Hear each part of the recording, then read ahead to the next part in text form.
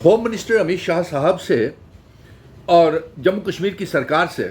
अब जम्मू कश्मीर की सरकार ड्यूल पावर की सरकार है। एक लेफ्टिनेंट गवर्नर चला रहे हैं जो भारतीय जनता पार्टी के नुमाइंदे के तौर के ऊपर काम कर रहे हैं, और दूसरे इलेक्टेड गवर्नमेंट है जिनके सभी चीफ मिनिस्टर से लेकर सभी के ट्वीट आ गए, और यहाँ तक कि स्पीकर लेजिस्लेटिव असेंबली ने भी ये कह दिया है कि उन्होंने महराज मलिक को गिरफ्तार करने के लिए उसकी कोई इजाज़त परमिशन असेंबली से नहीं ली गई। तो इससे साफ जाहिर है हम होम मिनिस्टर अमित शाह साहब से ये गुजारिश करेंगे कि इस पब्लिक सेफ्टी एक्ट को महराज मलिक के ऊपर से जल्द रिवोक किया जाए और जल्द से जल्द रिव्यू करके इसे हटाया जाए, ताकि जम्मू कश्मीर में जो एक साजिश के तहत मजहबी तनाज़ा खड़ा करने की साजिश की जा रही है। पहले हजरत बल शराइन में वो नेशनल एम्बुलम अशोका चक्र लगा करके 80 लाख मुसलमान भाइयों के आपने जज्बातों के साथ खेला। एक वो भारतीय जनता पार्टी की महिला नेता द्रक्षा अंद्राबी ने ऐसा काम किया जिसकी उसको इजाजत नहीं थी। और दूसरा, वो डोडा में ये भारतीय जनता पार्टी ने मौके की तलाश में जो थी उसने फायदा उठाया।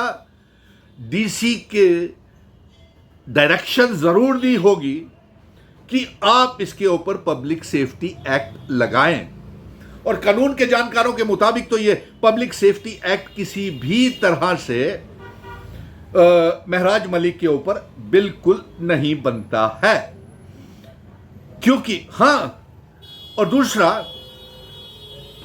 नेशनल एम्बुलम को हजरत बल को लेकर के एक साजिश के तहत भारतीय जनता पार्टी ने जहर घोलने के लिए कश्मीर वर्सेस जम्मू कर दिया, हिंदू वर्सेस मुसलमान कर दिया।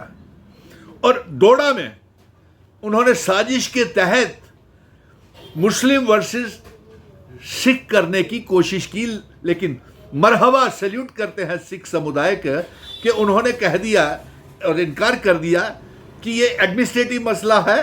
महराज मलिक की भाषा में थोड़ी सी अंदाज कुछ और है, जज्बाती है, लेकिन उन्होंने भी, सिख भाइयों ने भी आपसी भाईचारे को कायम रखने के लिए अपील कर दी है। उन्होंने कहा ये डीसी कोई भी हो सकता है, किसी भी मजहब का हो सकता है। ये डीसी और एमएलए के बीच में, महराज मलिक के बीच में एडमिनिस्ट्रेटिव लड़ाई है, और उसने बदजुबानी की है। ये बदजुबानी करना कोई पब्लिक सेफ्टी एक्ट नहीं है, उसका फंडामेंटल राइट्स है हर किसी का बोलना, अपने हकूक के लिए जंग लड़ना। अगर ये ऐसी जो इल्ज़ाम लगाया गया कि उसने गालियां दी, तो गालियां तो भारतीय जनता पार्टी के लोगों ने भी कम नहीं दी है, कांग्रेस को, देश के लोगों को भी कम नहीं दी है, मजहबी तनाज़ कराने में कोई कमी नहीं छोड़ी है। और इन्होंने कांग्रेस के ऊपर भी ये इल्ज़ाम लगाया कि 50 करोड़ रुपए की गर्लफ्रेंड, किसको कहा था? वो जिसे उस नारी सम्मान, जिसका नारी का सम्मान करते हैं, हमारी सोनिया गांधी बहन को इन्होंने 50 करोड़ की गर्लफ्रेंड बोल दिया। और उसके बाद ये भी कहा कांग्रेस की विधवा। शर्म आनी चाहिए आप भारतीय जनता पार्टी के लोगों। आपने तो सूफिया कुरैशी, जिसने ऑपरेशन सिंदूर में पाकिस्तान को तबाह कर दिया, आपने उसको भी आतंकवादियों की बहन बना दिया। आपके ऊपर क्यों ना FIR और PSA लगाए जाएं? आपने कौन सा कुकर्म ऐसा काम नहीं किया है? ये बुद्धिजीवी लोग समझ रहे हैं, जान रहे हैं। और जम्मू कश्मीर का ये हालात ये 5 अगस्त 2019 के बाद ही पैदा किए हैं, जब और सियासत को तोड़ने के बाद और एब्रोगेशन ऑफ आर्टिकल 370 की वजह से ही ये जम्मू कश्मीर को अपने कब्जे में रखना चाहते हैं। ये नहीं चाहते कि जम्मू कश्मीर में हालात ठीक हो। भारतीय जनता पार्टी नहीं चाहती है कि जम्मू कश्मीर के ऊपर राजनीति की दुकान जो भारतीय जनता पार्टी चलाती है वो बंद हो, और ये जम्मू को भी एक मणिपुर की तरह या एक न जाने किस दिशा में लेकर के जाना चाहती है, उसका डर हमें सता रहा है। तमाम इंटेलेक्चुअल्स और जो पढ़े लिखे लोग हैं वो इसकी कभी, हमारी ये मांग है, मिशन स्टेटहुड की ये मांग है कि जल्द से जल्द इसको रिव्यू करके और जुडिशरी जो है इसको क्वैश करे, इस पीएसए को, और इसको रिवोक करे। हम ऑनरेबल हाई कोर्ट से भी और सुप्रीम कोर्ट से भी ये कहेंगे।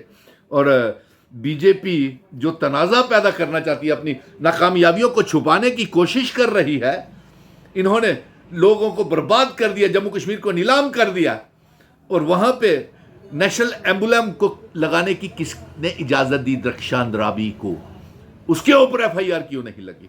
उसके ऊपर पीएसए क्यों नहीं लगा? उसके खिलाफ तो एफआईआर भी नहीं लग रही किसी थाने में। कश्मीर के लोगों का, उलमाओं का कहना है, उसने तो सभी मुस्लिम 80 लाख जम्मू कश्मीर के मुसलमानों को आतंकवादी कह दिया। उसके ऊपर एफआईआर क्यों नहीं? उसके ऊपर पीएसए क्यों नहीं लगाया जा रहा? किसने इजाजत दी उसको नेशनल एम्बुलम? क्या नेशनल एम्बुलम इतना सस्ता है कि आप मंदिर मस्जिद गुरुद्वारों के ऊपर राह चलते हो, आप जगह के ऊपर लगा दो? प्रेसिडेंट ऑफ इंडिया ने, प्राइम मिनिस्टर ने, होम मिनिस्टर ने, या गवर्नर्स ने, एलजीज ने, या चीफ मिनिस्टर्स ने, आईएएस आईपीएस ऑफिसर्स इतने बड़े उद्घाटन करते हैं, कभी उन्होंने एम्बुलम नहीं लगाया। ये रक्षांद रावी को, इसके ऊपर आप उन लोगों को छानबीन करके उनके ऊपर पीएसए लगा रहे हो, जो जज्बाती होकर के अपने मजहब के लिए जिन्होंने किया, तो उसके ऊपर एफआईआर भी नहीं दर्ज कर रहे। ये कौन सी दोहरी नीति है, कानून है? ये जम्मू कश्मीर में ये मर्डर ऑफ डेमोक्रेसी है। महराज